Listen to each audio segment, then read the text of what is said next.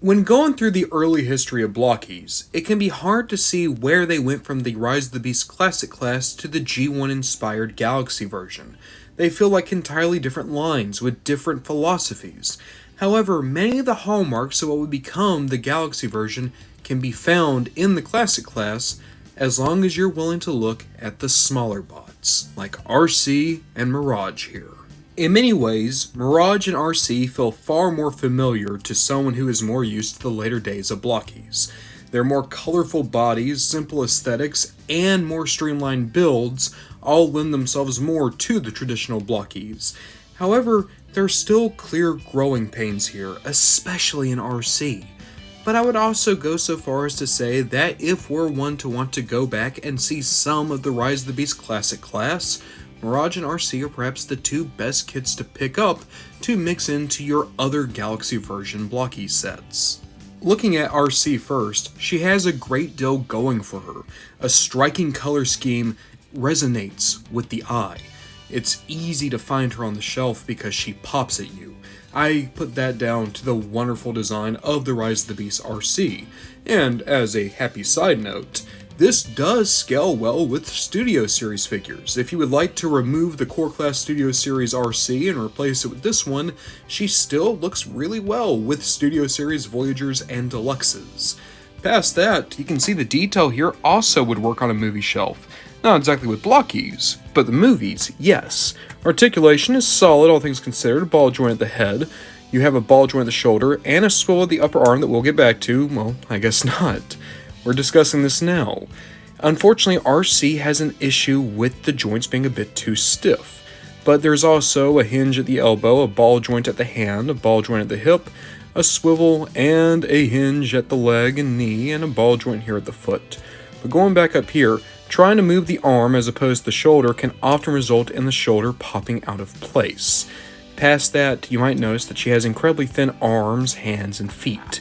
Not only is it hard for Arcee to stand up sometimes, it can be hard for Arcee to stay together. Even though she does hold together better than characters like Primal or Scourge, it's not exactly ideal.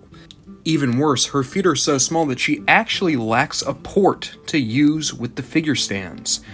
In order to keep this Arcee screen accurate, she actually lacks a great deal of the functionality of the other figures in the way.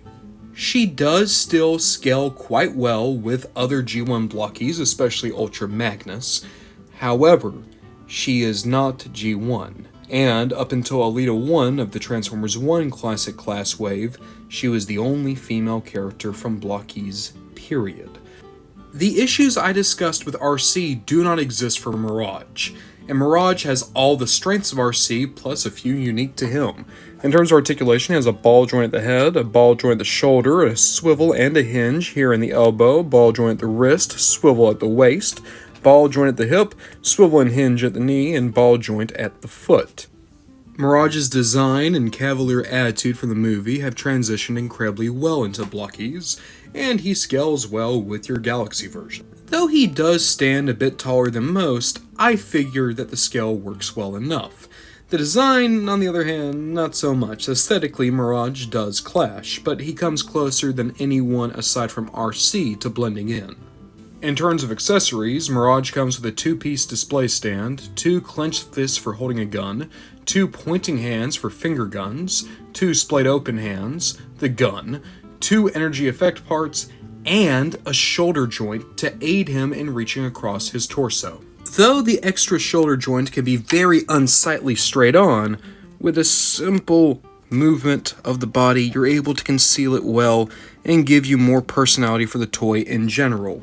It works, though it is awkward to get used to. Between the personality of the toy, the design, the accessories, and all the included extras, Mirage can be a very characterful and colorful addition to any display, making him honestly one of the best propositions in the Blockies Classic class.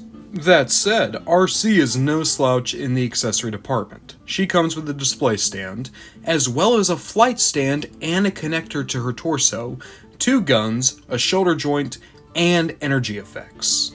As difficult as it may be to construct and pose Arcee, The flight stand and her accessories give her poseability options that are simply alien to every other version of a Blokees figure.